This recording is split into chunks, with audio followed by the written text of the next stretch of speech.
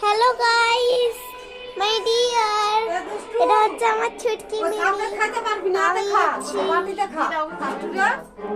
না, আমি কাছে খাবো। আমি ভিডিও করতে যাবো তো।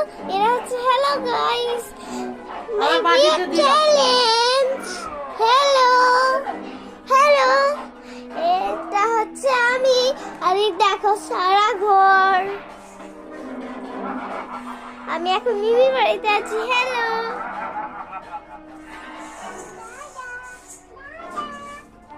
আর আমার ছুটকি মিমিকে দেখো।